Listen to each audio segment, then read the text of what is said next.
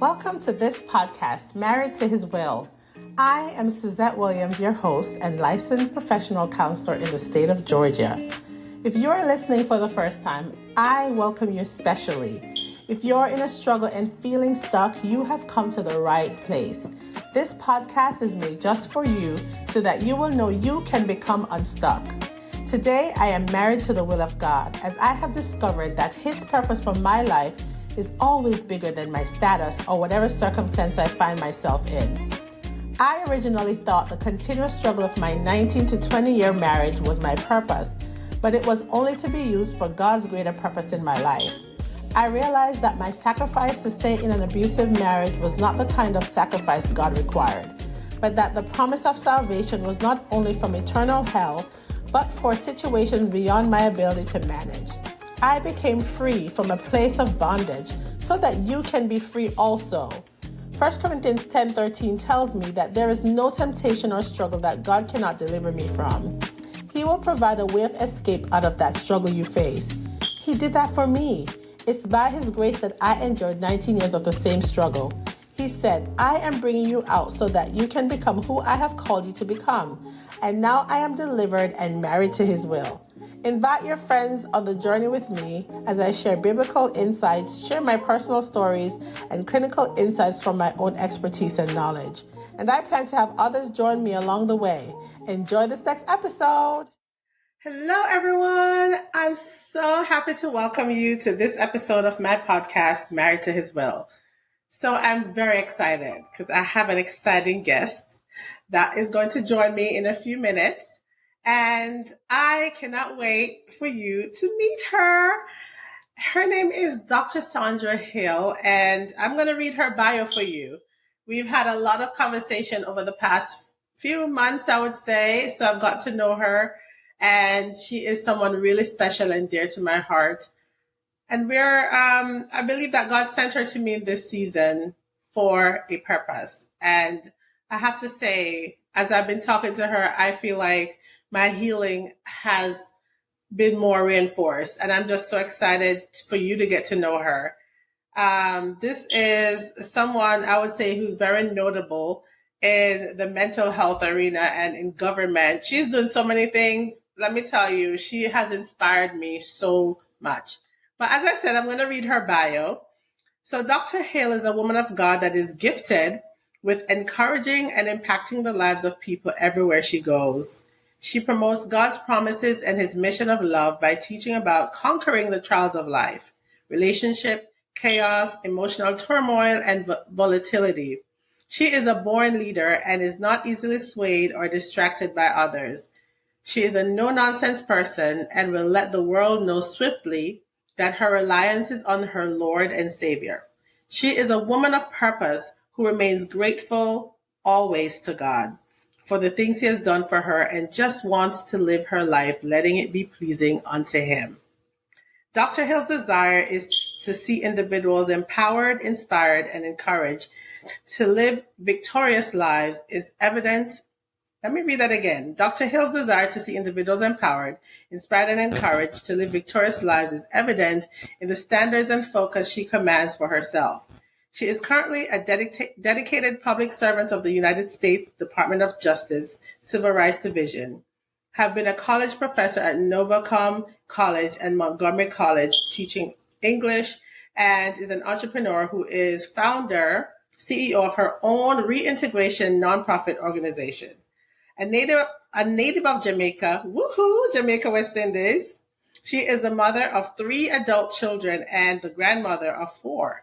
She holds a bachelor's degree of business administration from Florida International University via Baruch College, New York City, 1982. Master of Science degree in education with specialty in teaching English to speakers of other languages from Nova Southeastern University, Florida, 2001. And she has a doctorate degree in education with specialization in organizational leadership, conflict resolution from the same university, 2008.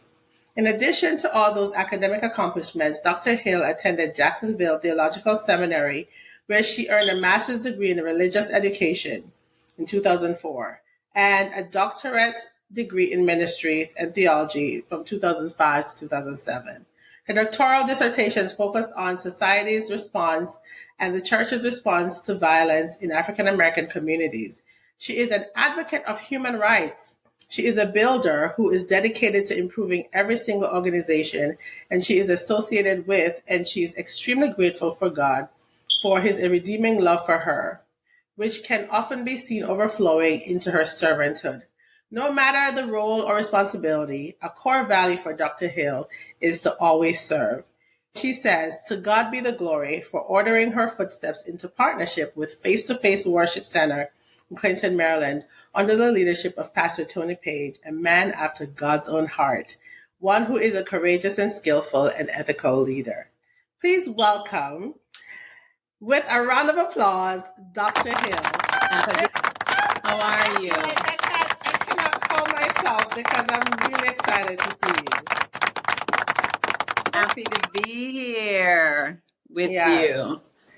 So, I like to keep it flowing. You know, this is not formal, you know, even though it's public. But I love my podcast to be casual and fun. That's fine. That's fine. I feel very legit. Now you know the face with the name. Yes. Yes, like personally, I've seen the face with by watching your sermon that you sent me, which we're going to dive into. But I just want to give you the opportunity to share a little bit. I know I actually read your whole bio. Okay, so I read your bio. And one of the things that I was excited about is that we're both from Jamaica.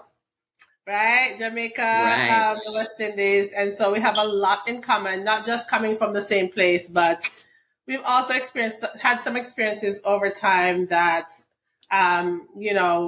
have broken us and also made us. So everybody knows that this podcast, I've shared my journey of divorce and all of that. And you know all very well. And I love that.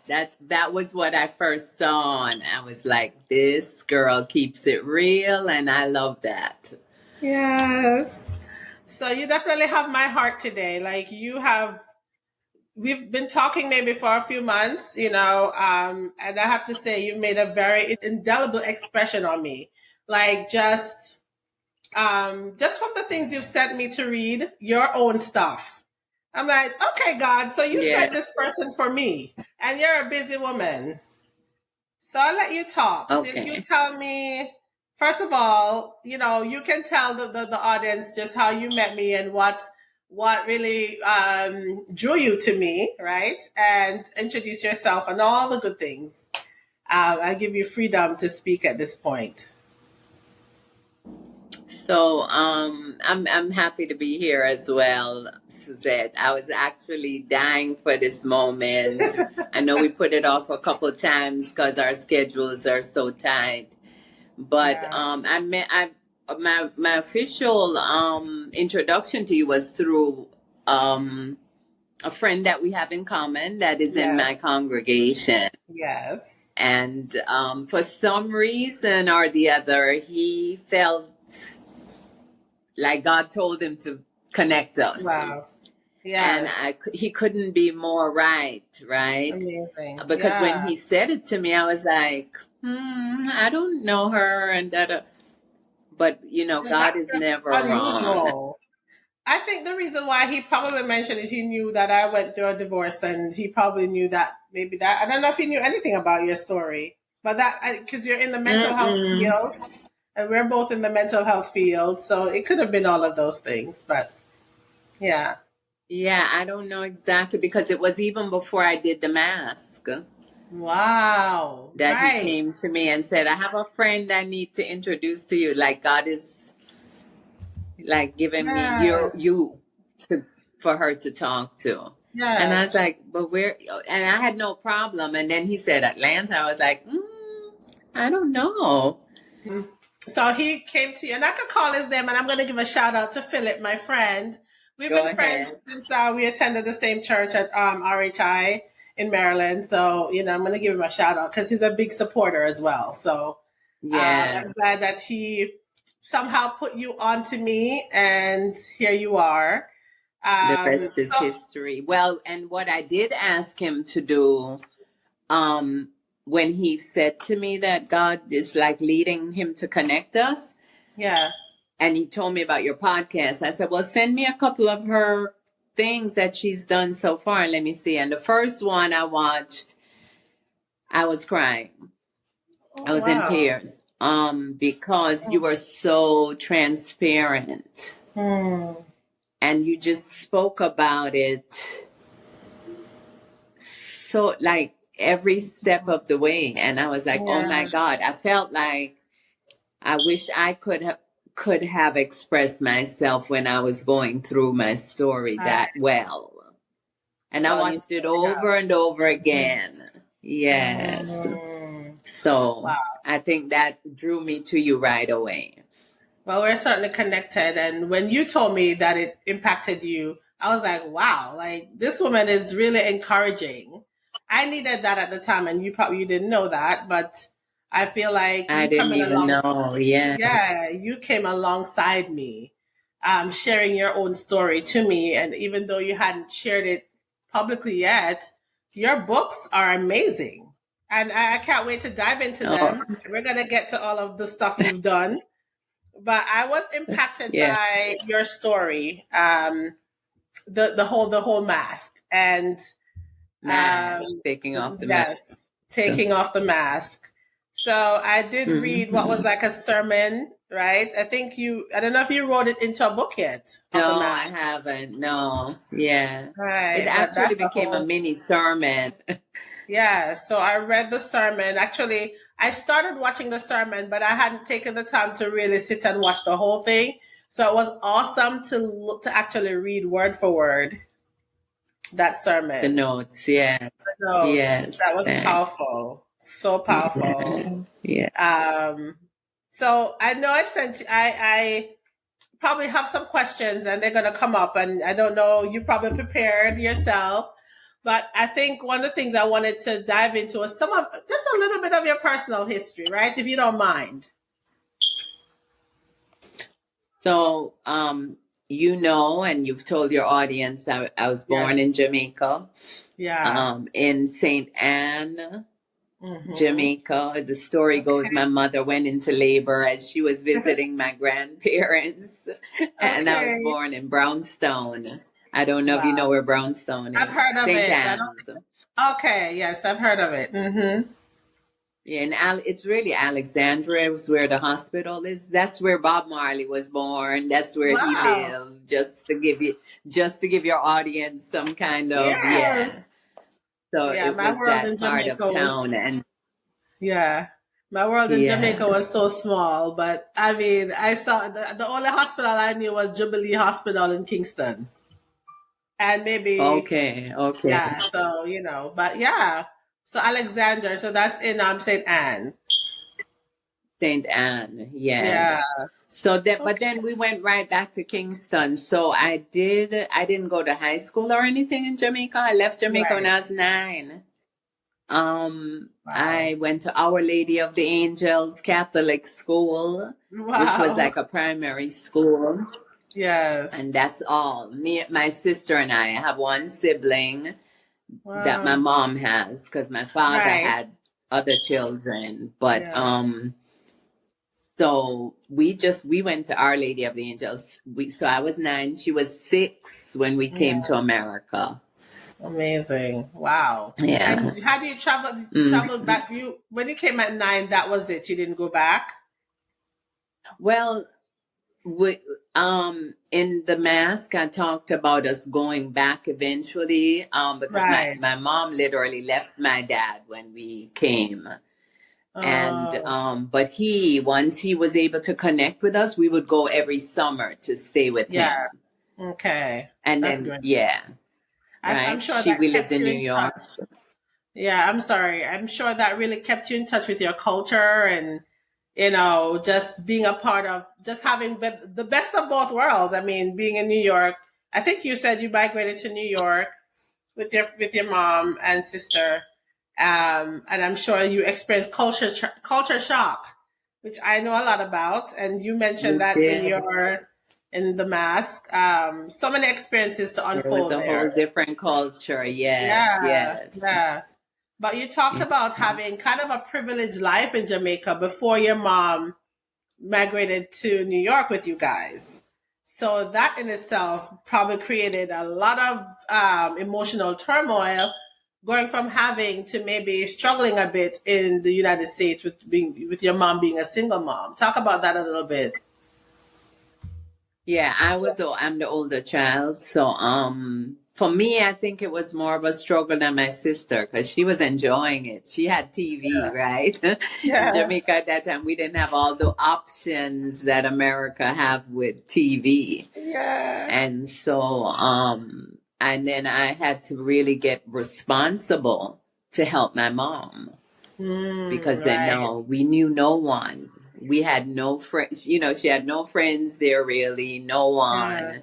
She was really starting her life all over again. Yes. completely.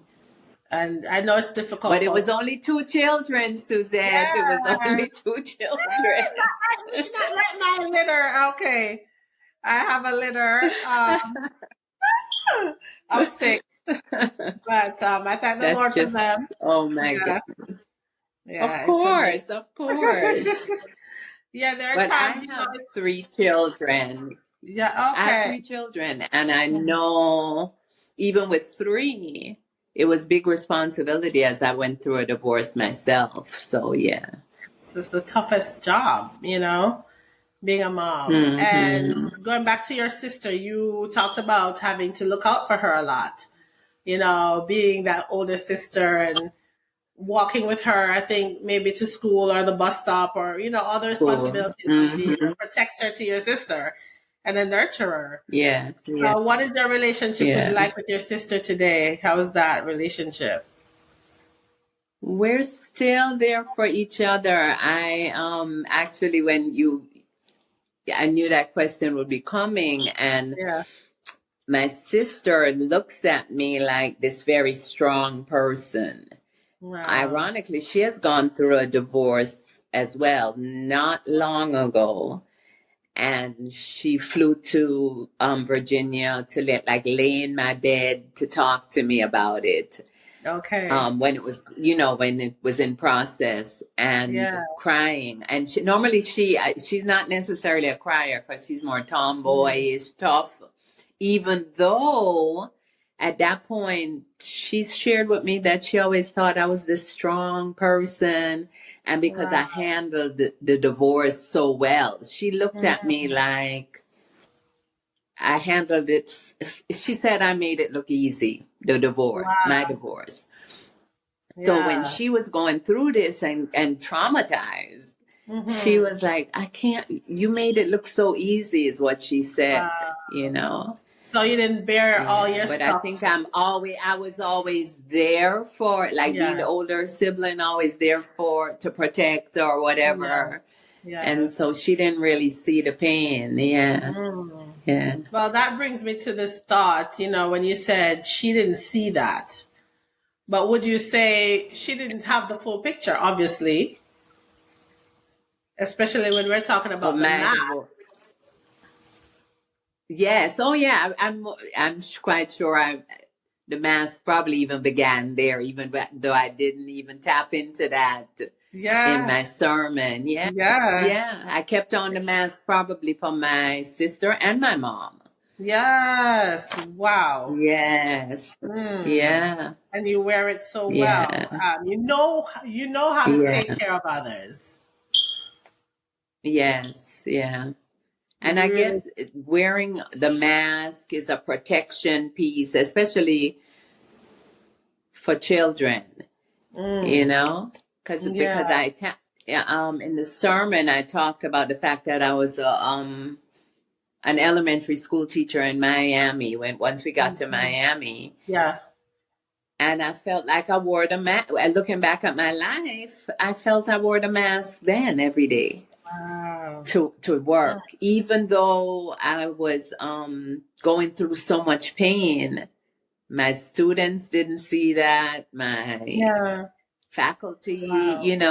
yeah, Was there yeah. anyone, and I didn't ask you this, before, but was there anyone you felt like you could take your mask down for? I'm sure. I Hmm. can't. Well, I have one friend that has always been my friend since I was 5 years old, Yeah. and she still remained my friend today. From in Jamaica, and she's now in Miami as well. Yeah. And I believe she would be the one. Her name is Mm. Marie, and I think she knew a lot that was going on. Yeah, Wow. Well, I yeah, love that you had at least one friend, because yeah. one of the things I emphasize is that support system when we're going through especially extreme difficulties, like a divorce. Hmm. We definitely need Hmm. someone. And that was somebody who wouldn't judge me, or she kind of.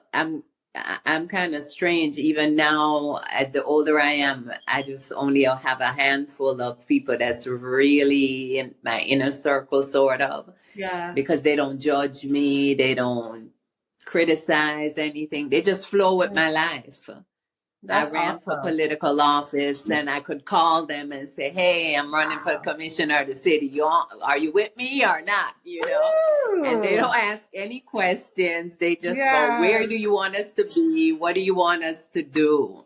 Yes. So I'm kind of like that free spirit Yeah. that like to be free. Hmm. So I it love that can't be about the you. inner circle. Can't be people who Yeah. like Yeah. are stressing me out. Of course. I do see you as this very down to earth woman, but you have so much clout behind you. I mean, you're talking about running for office, and this is a powerful woman, okay? You are doing so many things, you wear many hats. I'm just really in awe of you and all that you've accomplished in your life. I mean, over the lifespan of your life is still short, right? All the things you've accomplished, and Hmm. I feel like in a very short time. So you came to America. You're here with your mom, trying to help her and take care of your sister. And at the time, you're going back to live with your dad sometimes. And that relationship with your dad and your mom were close, but over time, as you get older, you have your experiences, right? So, like you said Yeah. in your sermon, that you owned a bar or something. So I want you to talk about that kind of No, lifestyle. no. Oh, Yeah, I didn't own it, but I but you married went the there. nightclub owner. That's what it Okay, was. yes, yes. So you married the nightclub owner. So eventually, you owned it with him, or he just was always the owner. No, no, I didn't own it with him. Okay. He was the owner. I was the party girl who was Yeah, the attracted party to the girl. nightclub owner because I love to party. Yeah. Wow. So yeah, talk about that life. Going from I think your mom, was she always in church or no? She was always in the Episcopalian church, Okay. so Okay. and we were Catholic school and church, Right. Right. But to be quite frank with you, when I talk about my even surrendering my life to Christ, Mm-hmm. I don't even think I was in church. Yeah.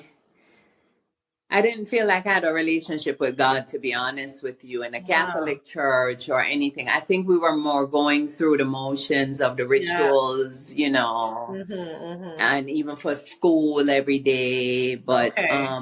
I really believe it came long after I was even in the marriage. Yeah. Wow. So it wasn't like Hmm. you were raised to have this devout relationship with God. I don't know exactly what you mean by devout, but it was more ritual. Like, the rosary was what Ritual. I Right. saw my grandmother, Yeah. everybody doing, praying the prayers of the Mhm. rosary, Okay. and Right. those kind of Yeah. things going. I never read the Bible. Right. Okay. We So your didn't read the parents didn't Bible in like. the house. As a matter of fact, the Bible was there, but it wasn't being read. Right. So it's not like they were like training you up to do that per se, but you had the rituals of church Mm-mm. and things like that. I get Yes, it. yeah, Okay. yeah. So so you talked about your mom going through sickness. And Mm. was that after you married? Your marriage starts already Yeah, to the couple of yes, okay. yes. So And I before was I get going to through a yeah. yeah. So before I get to that, Yeah, then, go so ahead. tell me about your, talk a little bit about that. In your sermon, you mentioned going to the club, and what were those years like for you, and how did that affect your relationship with your parents? Because you talked about that, The marriage to the nightclub owner. My yeah. mom definitely, she was distraught about it. She was Mhm. threatening me all the time to send me back to Jamaica Oh my gosh. because I was so disobedient. Oh She my didn't goodness. want me to be involved with this person. Hmm. Um, but it was really clouded by the fact that I loved to go out and party. Yeah, that I was was in fun. school all the time. I was an excellent student. Okay. However, I still love to party. Hmm. Yeah. Yeah, the So way of the she was world. not, at some point, she was definitely not feeling me because I was not listening to her at all. Yeah, I get it. So you went through your rebellious phase. That would be what it was. Yeah. Yeah. Yeah. And do you think there was anything in particular that led to that kind of behavior that, and again, these questions are just coming now, but when you think about the stages where you have this responsibility of being there for your sister and helping your mom, what was it that led you to, I'm just going to party and have fun and not care what mommy thinks? I wonder sometimes if it was coming to America, to be honest, Mhm. Right.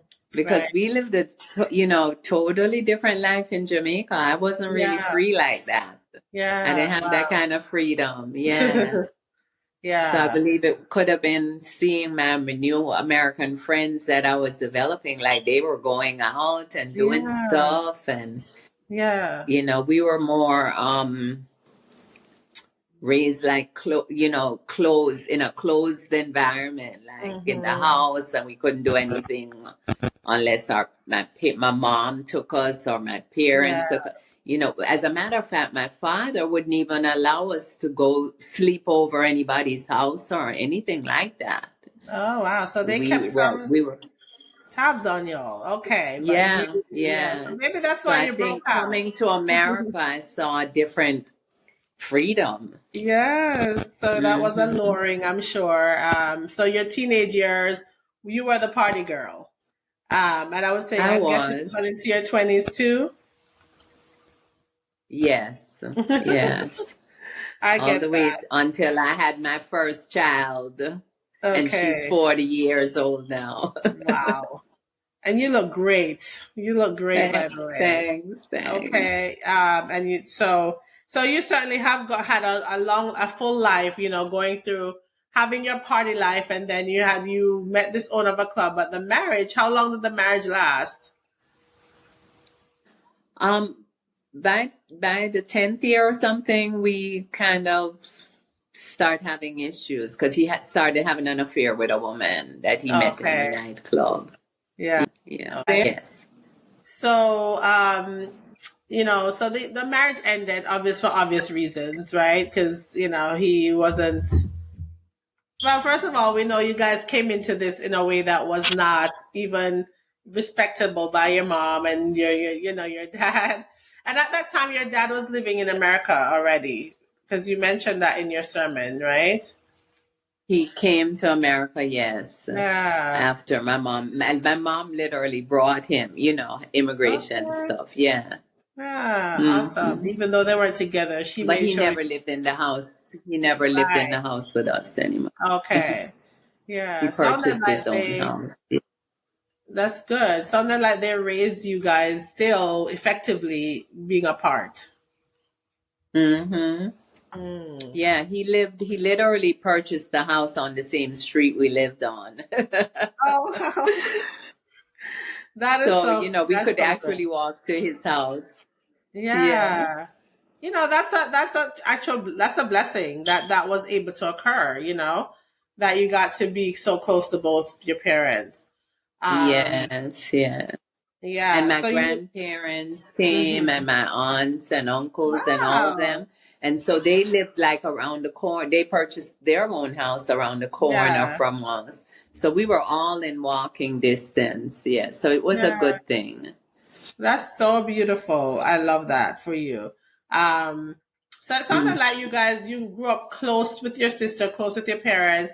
So when your mom probably had such a handle on you, but then when you rebelled, it was like for her to even say, "I'm going to send you back to Jamaica." At that age, that's kind of like, at that point, you can make your own decisions because you were already an adult when she Hmm. said that. Yeah, it was probably when she was threatening. It was probably Yeah. about, I was getting ready to graduate from high school. So Yeah, yeah. that's funny. That's funny. Yeah. Sounds like a real Yeah. Jamaican mom. Yeah. you know, Yes. very Caribbean. So, I want to go back to some real questions because I definitely want to dive into this unveiling the mask. Your testimony. Do you feel like this testimony have caused more the healing for you and caused you to feel more empowered in the journey?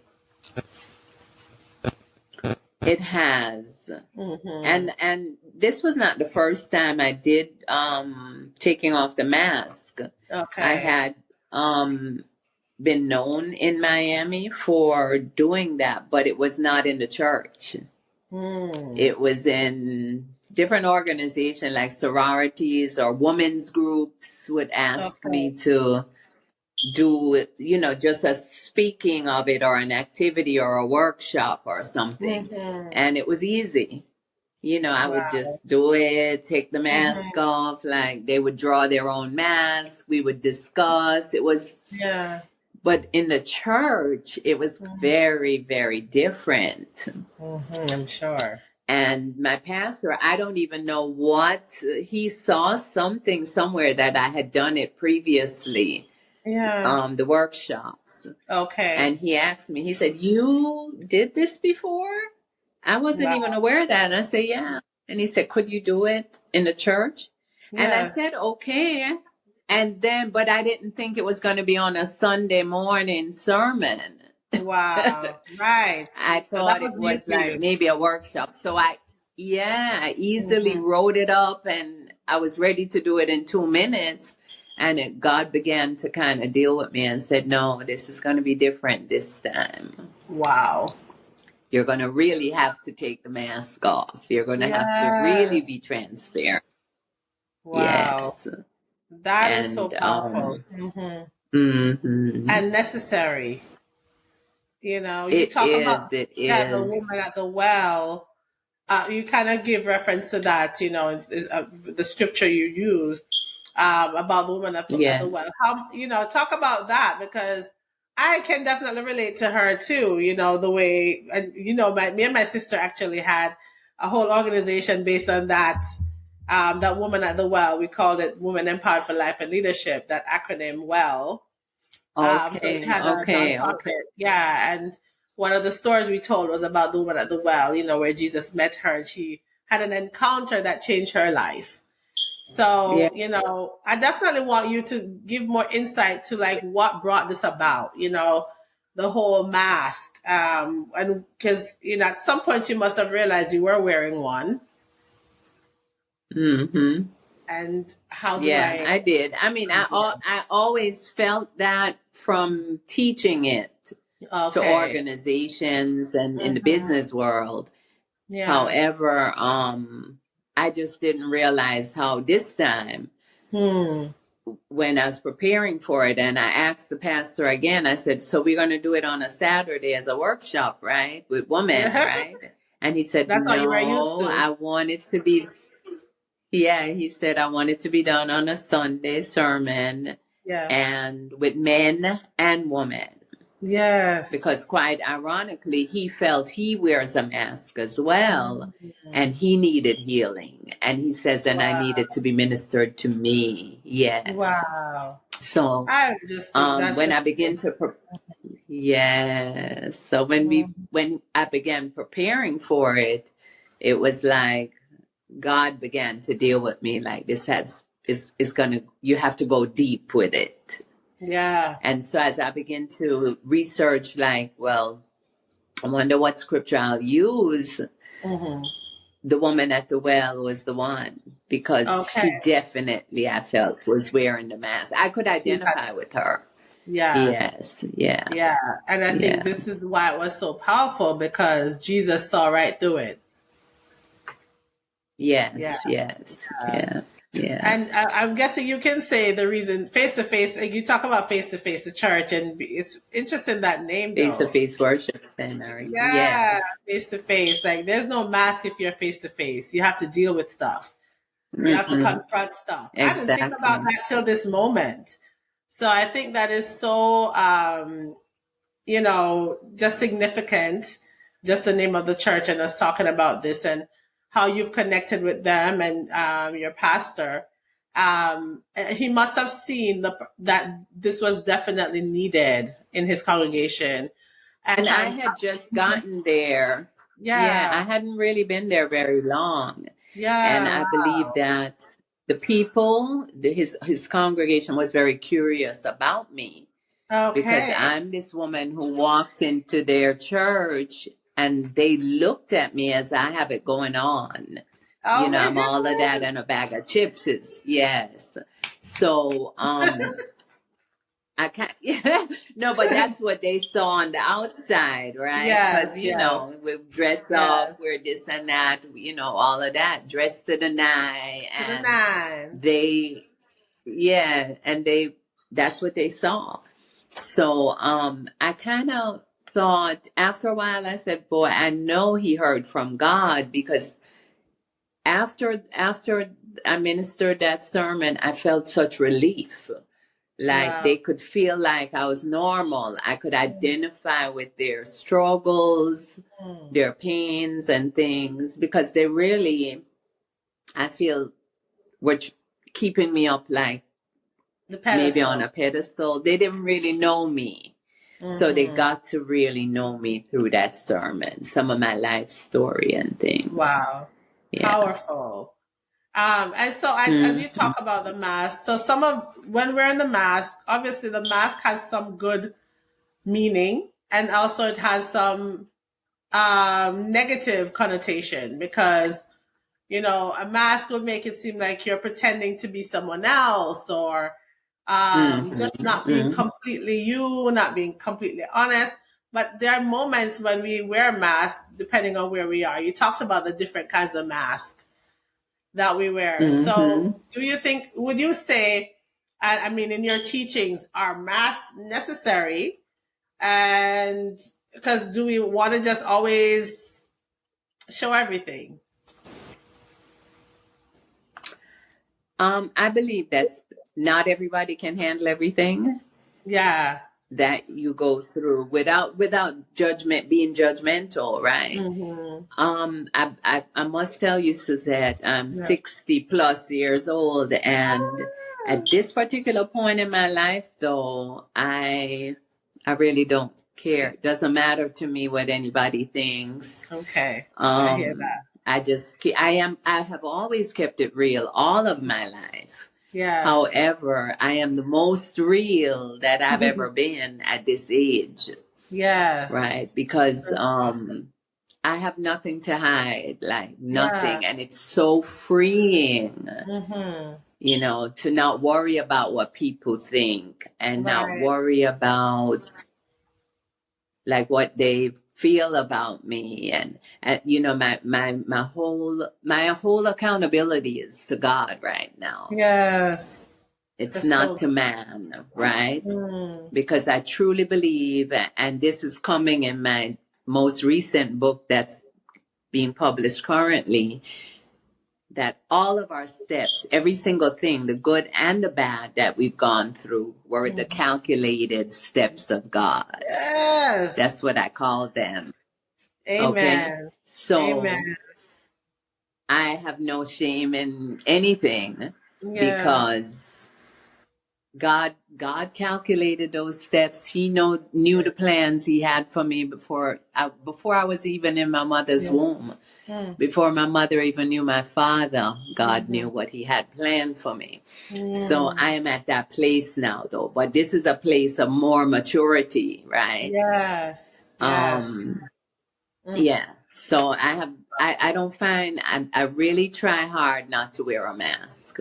That is powerful. And it's important that we can Yeah. be transparent. And of course, with transparency comes wisdom. Wisdom is something we use while we're being transparent to know what is appropriate, right? That's Yeah. not even a mask. That's just what's appropriate, what's not appropriate. So I think that's just beautiful. I definitely, when you talked about your mom, I wanted to go back to that pivotal moment when you mentioned that your mom was ill. You know, she had cancer and she had given up and said, "Y'all gonna have to bury me. Gonna She have had a to." tumor in her stomach. Yes. Yeah. Talk Yeah. about that time. And basically, my mom, though, said, as she spoke to us as adults, said she believes that tumor came from holding everything inside Wow. that she had gone through with my dad. Yes. Yeah. Wow. So I believe, that was how her mask was manifested into illness in her body. Yes. Yeah. And it happens. Yeah. Yeah. Wow. Yes. So this was a pivotal part of your story, because you talked about at that point you probably hadn't had an encounter with Jesus yet, the way that brought you into full salvation. Not at all. Yeah, Not at all. yeah. So talk about that. Not at, but funnily enough, when I was since I was a little girl, I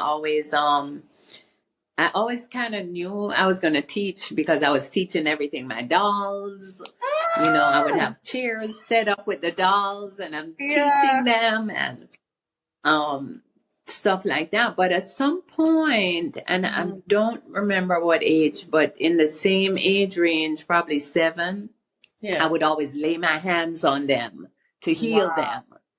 I would always, say, if I touch you, won't be. But I didn't know what that was about. I don't, you know what I mean? It wasn't even significant to me at all. Amazing. So when my mom was sick and I laid my hands on her, and the story goes that, yes, she gave up on chemo and everything else, because she was like, no way, I'm not doing that. It's sapping my energy. This is not me, because she's very independent and like to be out and about. And she went back to the doctor because they were checking the tumor, because since she refused the treatments, they wanted to watch it to see if it would stay at the point it is, or was it growing, or, became too dangerous not to do something about it. But it totally disappeared. After I prayed, laid my hands on her stomach and surrendered, and basically said to God, if you heal my mother, I will serve you for the rest of my life. Wow. And, and I'm a rebel. My sister is a good daughter. I was this rebel in disguise and all of that.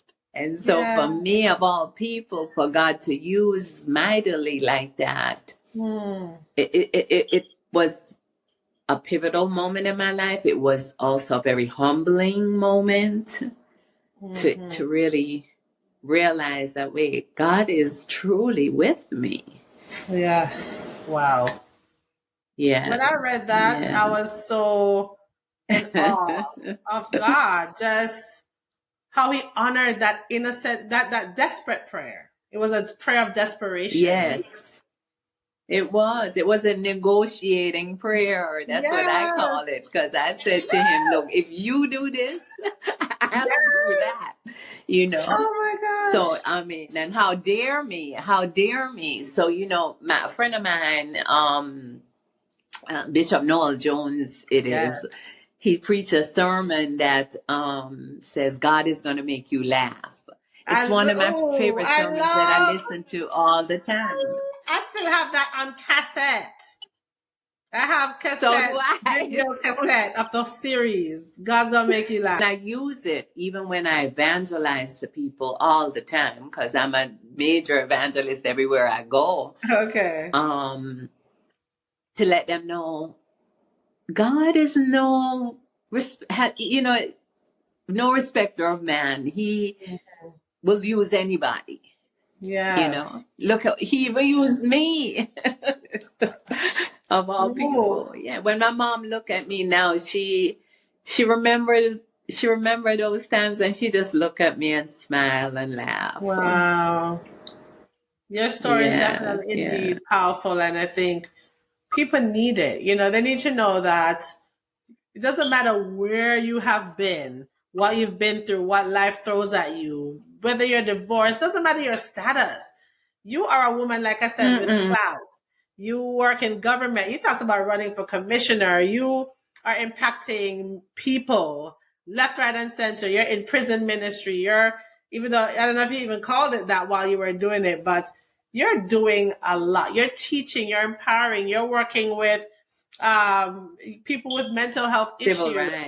Civil rights. Yeah. I mean, and I gave that long bio because you deserve that mention, you know? And I thank you for sending me that bio because I feel people need to know who you are and at this stage of your life, how impacting your testimony is, that they can become who God wants them to become regardless of their story.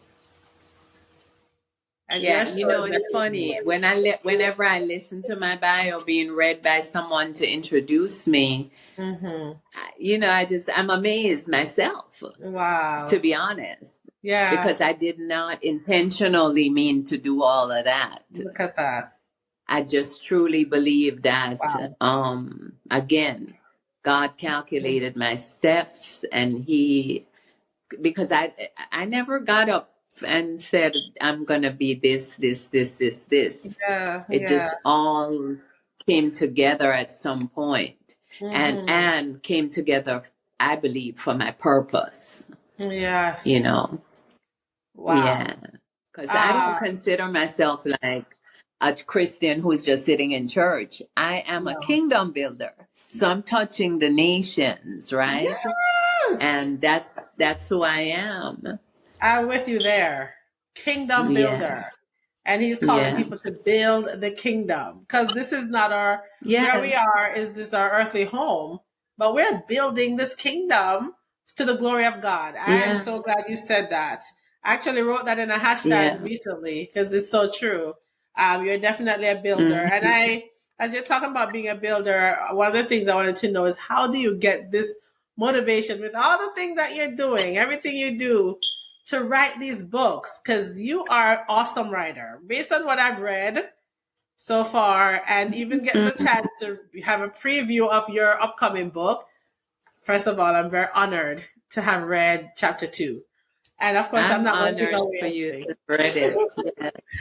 I'm not going to give it away, but let me tell you already, I can say that's going to bless everybody. It's so rich, so much meat in just one chapter. I wanted it.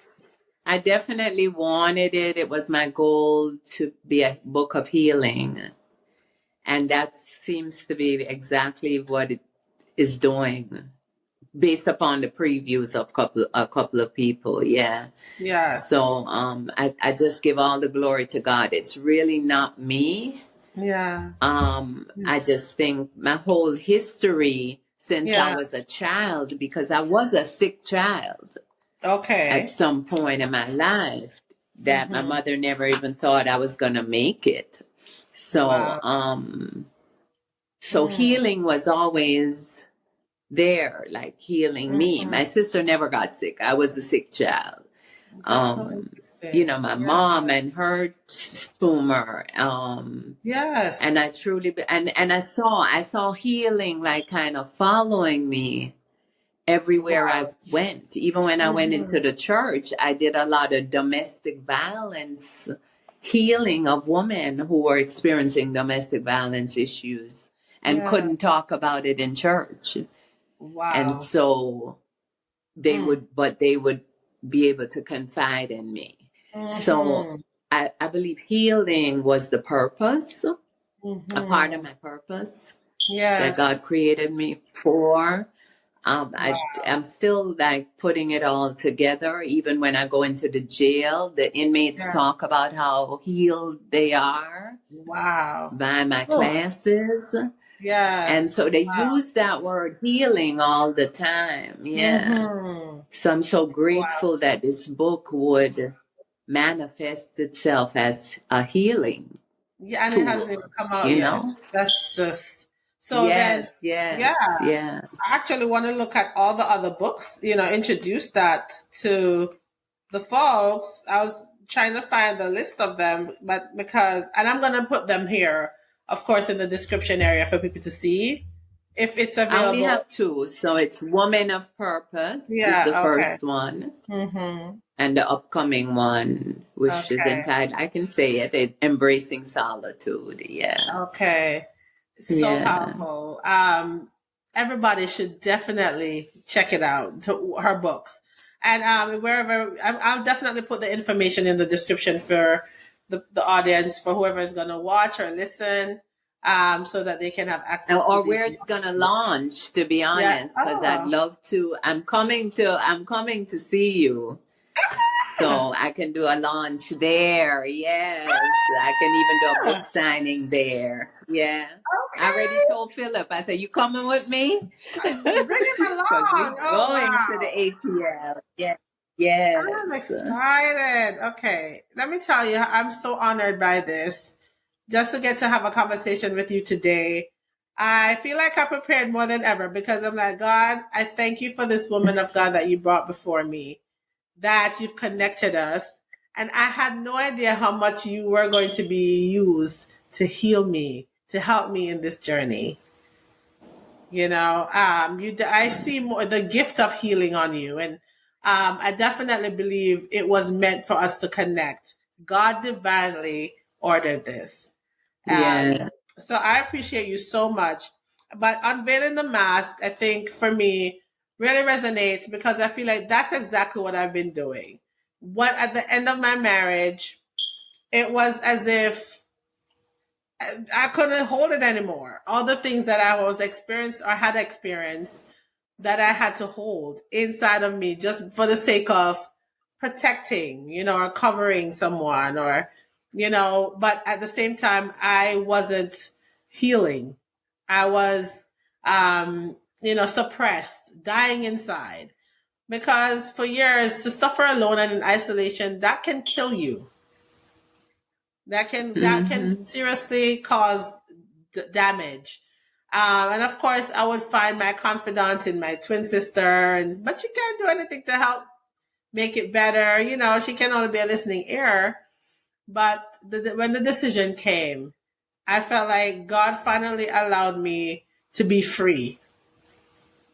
And so that was the unmasking for me. This podcast has been the unmasking, and there are times, I'll go back in my mind, well, should I have even shared that? And at this point, I feel like I have forgiven him, right? And I let things go. And I can also see the role I played in the marriage to create it as it was. So I'm taking responsibility for the roles I played, but it doesn't take away from what was my experience and what was real about it. So any insecurity that may arise from what I shared, I just said, God, it was my story and it's true. It's real. It's real. So, and I've shared some, and I think, like I shared with you, the older I've gotten, yes, now I don't care. You don't I really could care less what anybody thinks. I Yeah. really don't. I don't care Yeah. what you think. Yeah. This is my story, and Mm-hmm. This that's is your it. story, and it's a And powerful. when once you realize that God, you probably more than likely had to go through all of that, so you Mhm. can turn around and help somebody else. Absolutely. That's the bottom line. Mhm. Yeah. Yeah. And, so now I'm not afraid to tell people that, obviously what you're going through is not just for you, but there is a No, it's not. purpose. Mm-hmm. It There's a is. real It purpose. is. So I don't even That's know if in I my went through book all my as well. questions. I got to go back because I really want to make sure that while I have you, I get what I can because it's that important. Okay. Okay. Yes. So I definitely like the whole idea of the unveiling. So I definitely think you probably need to write a book on that whole thing because just reading it, I'm like, she has a book. Like this whole thing is healing on top of what I read That's in a book Solitude. in itself. Yeah. Yes. Yeah. So Yeah. and you're a Well, great writer. God has given me 10 books to write, Oh. even with the titles. Oh, okay. And The Mask was not one of the titles. And I guess that's why I'm like working down that list. Okay. Um, and I guess I could consider it, but I have 10 Sure. books that I have to write. Yeah. Okay. Well, at least we know it's a sermon So, series or and something. I'm only at number 2. So, Okay. Okay. So, I think those books. When I read it though, I was just in awe. I have to tell you, when I read the chapter, I was in awe of it. I'm like, she's very vivid, clear. I love the picture of like just what how you express it, the pictorial expression, just everything about the way you express yourself. I think you're just an awesome writer, and I would definitely love to read everything you've written already and what you're gonna write ongoing. But this yes, relationship yes. is one that I thank the Lord for this year. And I told the people I'm ending the year in a Oh bang my. because I'm having an awesome guest. Okay. Right at the end, coming towards the end of the year. God Yes, is so calculated. he is so I do believe that it's my love language to okay. help individuals gain victory in this thing we Yeah. call this race of life. And Yes. so it is always my goal to empower Yes. people, no matter where I am, even my students, and because I teach college, I teach English of all Okay. things, the speakers of other languages, and these Okay. people come from different countries to America and Yes. don't know English, so and Mhm. they literally usually fall in love with me because they say I empower them to Yes. be this immigrant who doesn't know the culture, they don't know the Yeah. country. Yeah. Yeah. Wow, you definitely So, are so now someone. I've recognized that this is my love language. Yeah, it really is. You teach well, It and so is. you came. So for a season, you came up under Noel Jones, Bishop Noel Jones.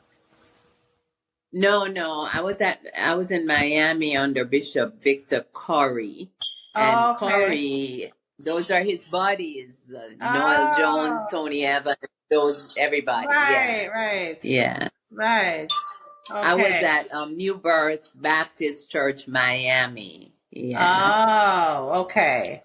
So you've had Yes. encounters with Yeah. these other um, preachers that we know now, these renowned preachers. Yes.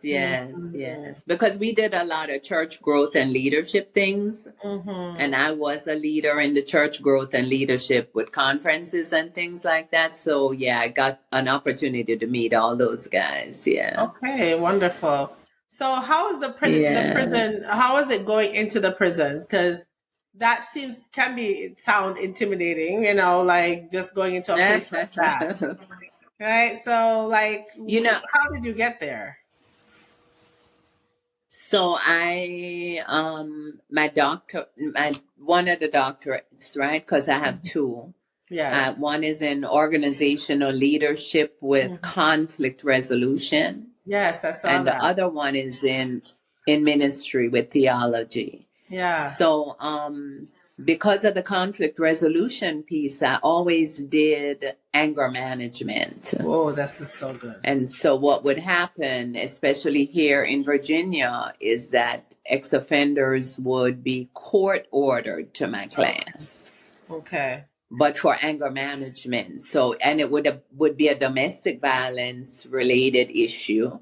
Okay. Where they got into violence and they were arrested. Right. So my whole journey began there with those classes. Okay. And so a lot of times those guys were on probation until they ended the 16 weeks with my class. Wow. And then they were released from the probation. But there were times when they would go back and try and get back with their wives or their spouses or girlfriends or whatever. Most of them were men. And they would get into an argument and they would be rearrested. And so as the police would pick them up, because then they at that point, they violate their probation. So when the police would pick them up at the house, if the woman would call or whoever would call. Yeah. It's funny because they would say, as they're in the back of the vehicle, they would say, call Dr. Hill. Wow. She knows me. She can help me. Ask her about me. So the police heard my name. Yeah. All the time. This is what they told me. They would hear my name all the time because they would be calling for Dr. Hill. And these were guys who were in my anger management class. Yeah. So at some point, the police department called me to kind of have a meeting with them and corrections. Okay. Because they had heard my name over and over again.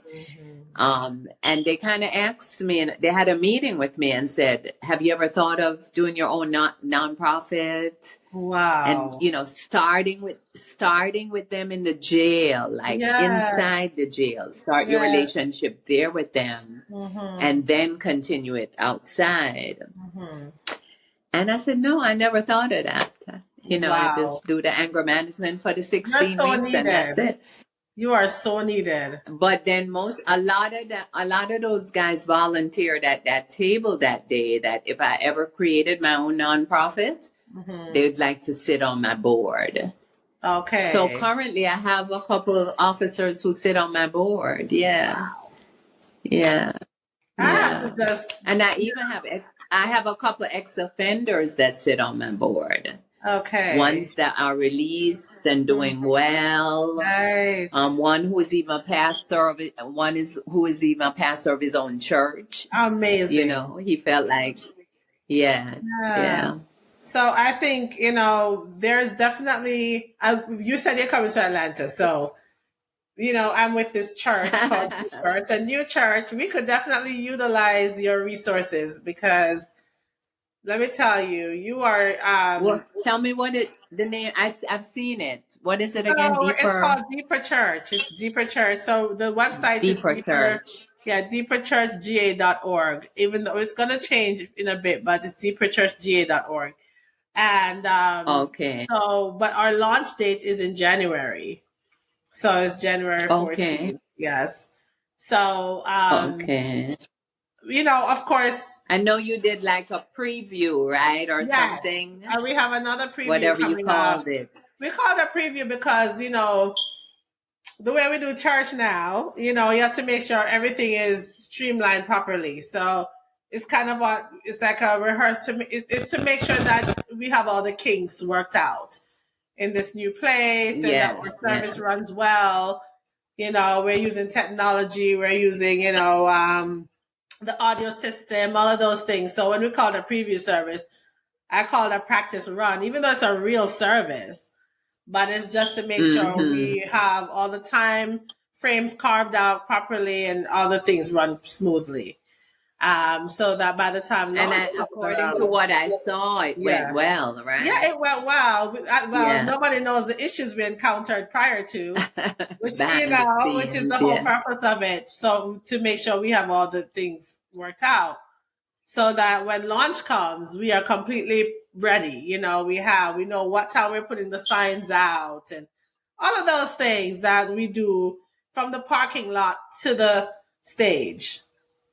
So, I know, yes. so all I the people, all the understand, yeah. teams, all the staff, all of that stuff. So that's what I meant by the whole preview and the practice. So yeah, it turned out great. I'm actually looking forward to the next one because I know it's going to be even better than the first. So, Right. and that's Yes, only on the yeah. 17th. But I'm very intrigued by the ministries that you have within you, all the resources that you have. Whenever I speak to you, I feel empowered. Honestly, like you talk about That's NAMI, which I good. never mentioned.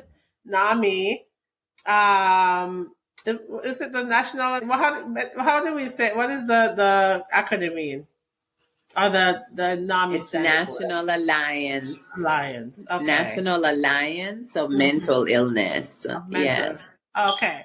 So, and Yeah. I've always heard of NAMI and very intrigued by them. And you introduced it again to me, which that was Mhm. also impressive to me, the way you're working with them as well. I'm like, what does this woman not do?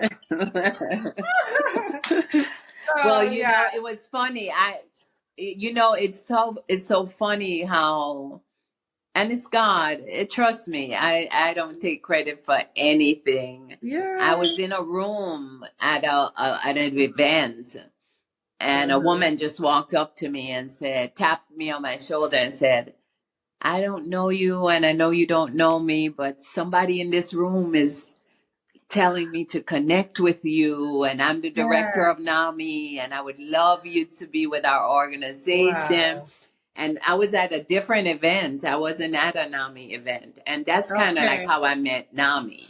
And I Right. fell in love Okay. with it because, of course, even after the pandemic here, we can see how even the pandemic has caused us to have so much stress and anxiety and Mhm. so much so much, it's so much to handle life, Yes. right? And Yes. then what I noticed is after the pandemic, now we have a lot of young people who are struggling with mental illnesses. Yeah. And I really believe it's just life. Absolutely. Life It is not is. that easy like It's we make it not. look. And Oof. then the different, in my book, I talk about the different roller coasters of life, Wow. that we Yes. ride, Yes. the twists and the turns. Yes. It can be even confusing for our children. And so Absolutely. that concerns me. Hmm. Yeah, yeah, Yeah. yeah. I'm definitely So I love utilizing. the mental illness piece of Yes. my journey as well, that I'm That's so good. learning so much from Yes. and We're observing so connected there. much Mm-hmm. from. Mm-hmm. Yeah. Yeah, that's definitely up my alley. I'm actually dealing with it right now, just with one of my sons, just dealing with the whole mental health piece. So yes, it's very trying, very Mm-hmm. difficult to go when you're going through any kind of disorder, things that's out of the norm, something out of the order of society, right? It's difficult and challenging to handle. So having out these resources, and I've actually used NAMI before, like just to get information. So they're definitely very integral in the mental health industry. I think it's important to utilize those So what resources. I do is Yeah. I'm a facilitator of groups. Okay. So we meet. It's a constant group, Yeah. environment that we meet with every other week. And a Okay. lot of times it's not actually the person who's struggling with mental illness, because most times it's not them that will come on, and we do it by Oh. Zoom.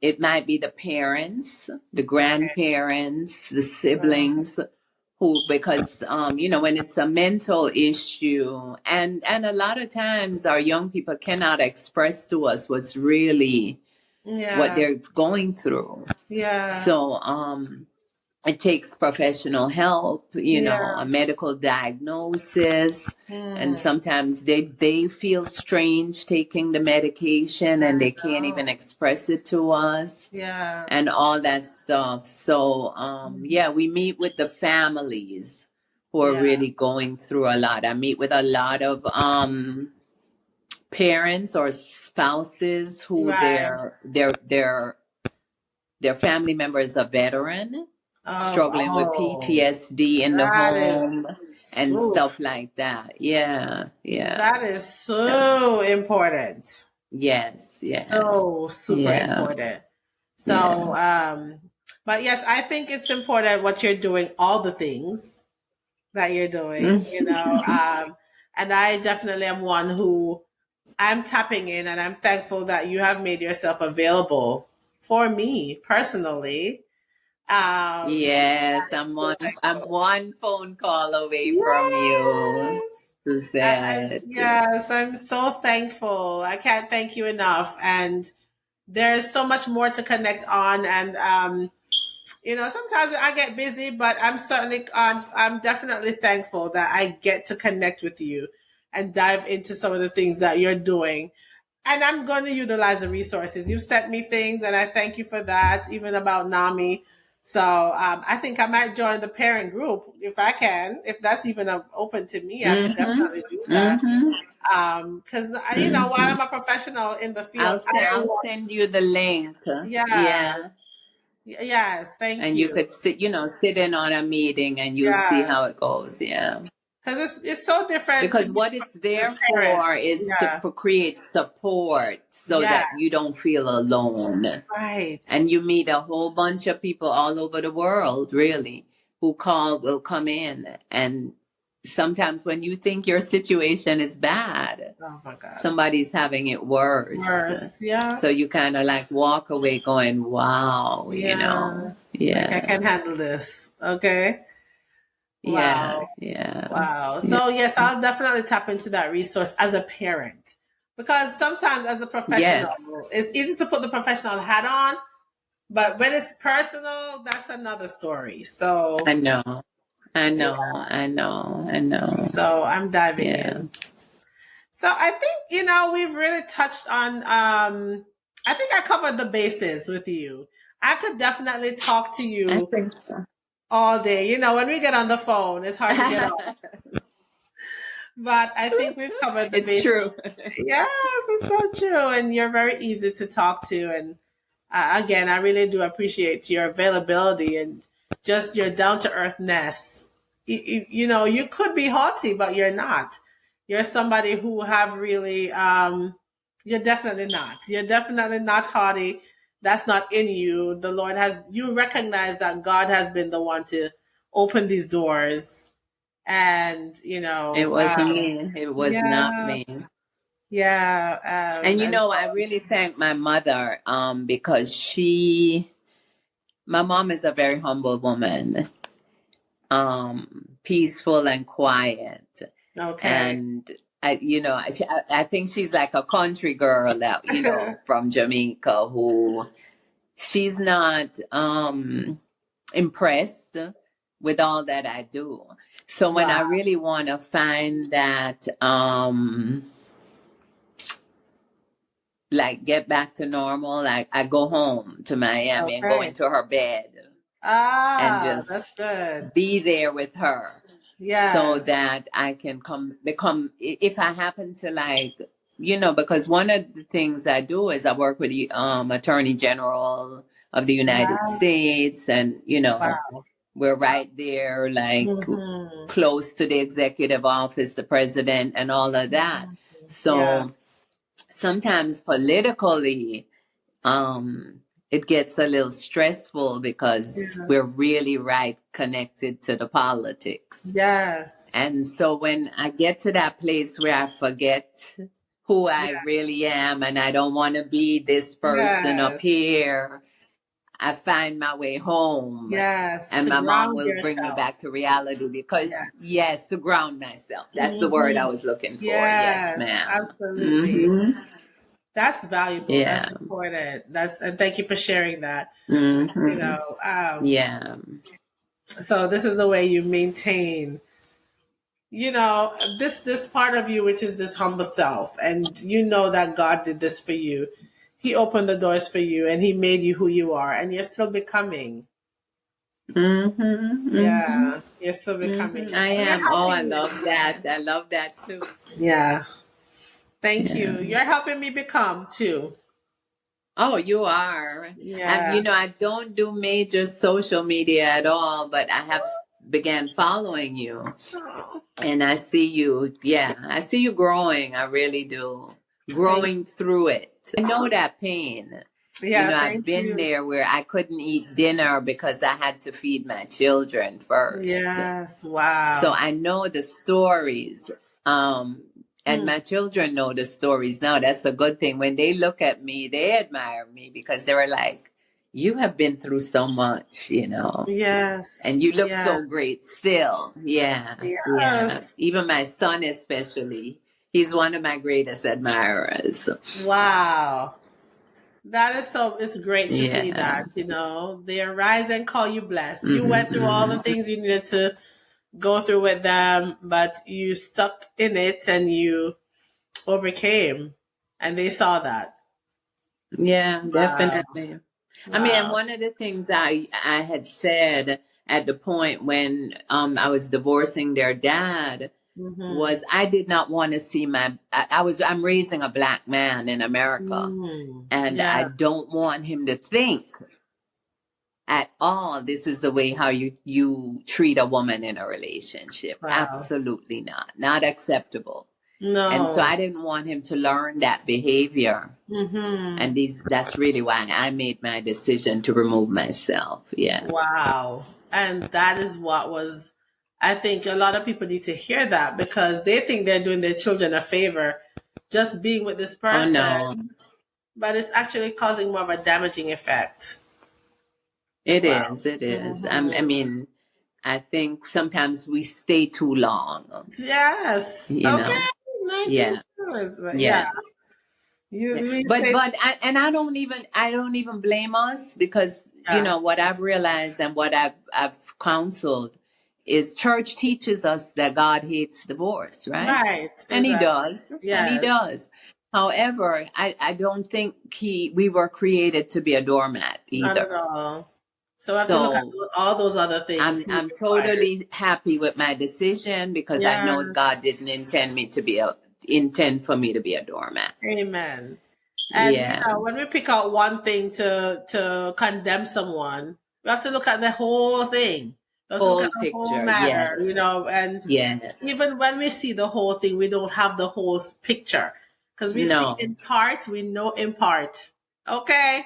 Absolutely. You Woo! got it. You got it. Yeah. Yes, we got it. That's why at some point it's really between you and God. It's, Yes. it doesn't matter what you may think. Yeah. Hmm. Yeah. Absolutely. So I'm learning, and I feel like through this journey, I've learned to be less of a people pleaser. Yeah, I'm someone who is about, my relationship with God, and I know what He's told me, right? Regardless of what anybody else thinks, I'm going through this with my Lord.